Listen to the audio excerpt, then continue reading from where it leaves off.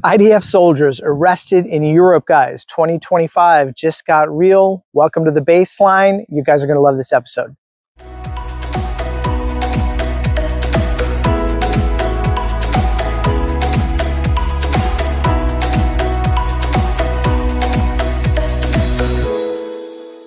Hey, all right, things just got real.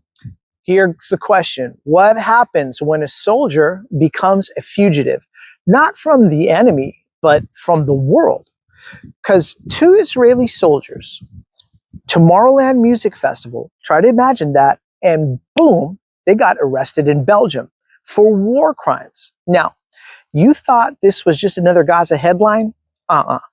This is a global legal shift. And it just made 2025 maybe the most dangerous year yet to wear a uniform.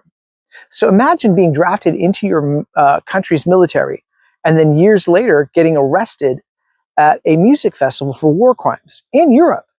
So yeah, there's what we have. Now, and here's the weird part. It's not just one rogue case. Israeli soldiers, even dual citizens from Canada, are now afraid to go home. Now, you might be asking yourself, why? Because the world is waking up to something Israel didn't see coming. But before we break that open, I have a question to ask you guys. So let me ask you this. What happens when the only place you're safe is the country you're trying to escape?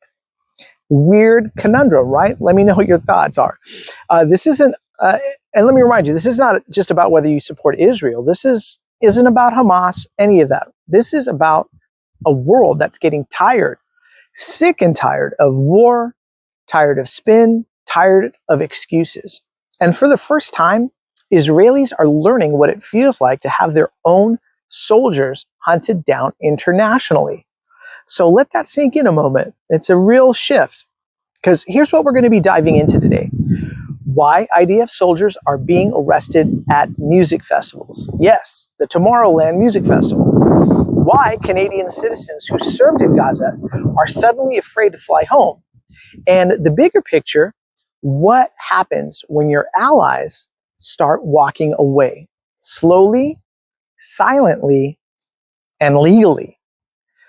And wait till you hear what Canada just did. So stick with me. This one's going to upset everybody, which means something's going to be done right. So let's first hop into the first one, the Belgium arrest. Let's start with the bombshell.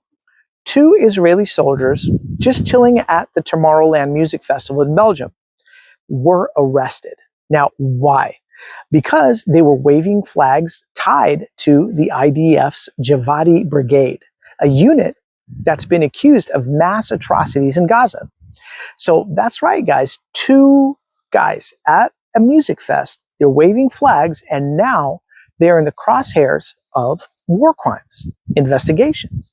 But Belgium didn't just shrug it off. They detained them, questioned them, released them for now. But the message was loud and clear, right? This isn't 2005. This isn't a world that looks the other way anymore. This international law is finally getting some teeth. Now, here's the Canadian crackdown. Let's try to fly over to Canada now, where it gets even crazier. Canadian citizens who served in the IDF are now being tracked, exposed, and investigated.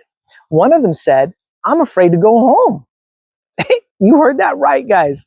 Canadians afraid to enter Canada. Why? Because of the RCMP opening an official war crimes probe into the Israeli-Hamas conflict. And it's not just about leadership. It's not just Netanyahu on the line this time. It's the actual foot soldiers, the reservists, the just following orders crowd. Does this sound familiar? Because that brings us back to the feeling of Nuremberg. And we'll get there in just a second. But here's what I need you to ask yourself. And put it in the comment section below with what your answer may or may not be, right? But what happens when the generation that remembers the Holocaust dies and the generation that remembers Gaza takes its place?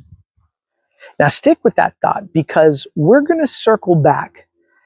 And when we do, I wonder how hard it's going to hit. And you guys are going to have to let me know that as well. So here's the shift that nobody saw coming.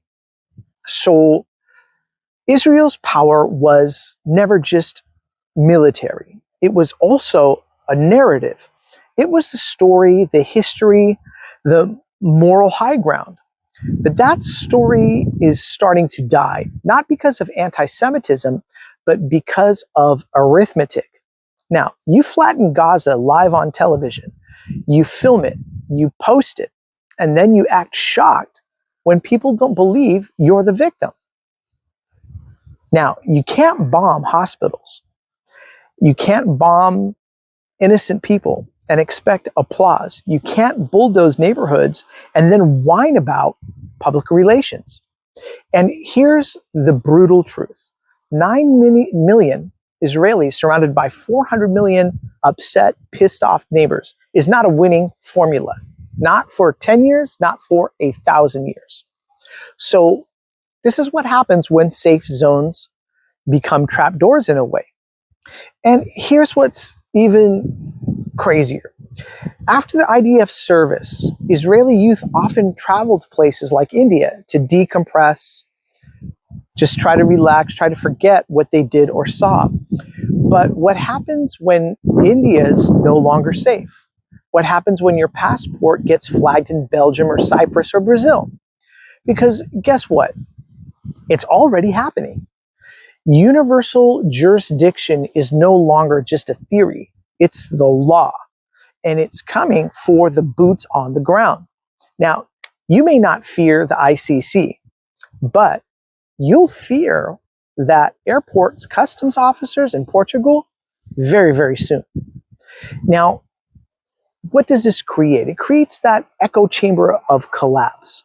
And here's the part that no one wants to say out loud. Israelis, you are not listening to the world anymore. You're just listening to your own narrative. And in turn, call everybody anti-Semitic. And then in turn, that's kind of weaponizing trauma. It's like acting like criticism equals hate. But when everyone around you is screaming and you're still the only one who's sane, that's not defiance. That can be interpreted as delusion. You can kill your enemies today, but you're creating 10 more for every one you drop. And as your allies start to pull back, not with weapons, but with silence, you're going to realize, because being right doesn't matter if you're all by yourself and alone. So here's the question that no one's really considering, or maybe not even ready for. But what happens when your national military service makes you a global fugitive? What happens when the only country that welcomes you is the one that drafted you in the mess to begin with? And what happens when the world stops caring about the past pain because of present cruelty? That's not just Israel's future. That could be anybody's future. It could be America's future, Russia's, China's, you name it. It could be any one of those countries' future. But here's the twist. None of this matters unless we talk about what happens next with Trump's 50% Brazilian tariffs and the collapse of the American global influence.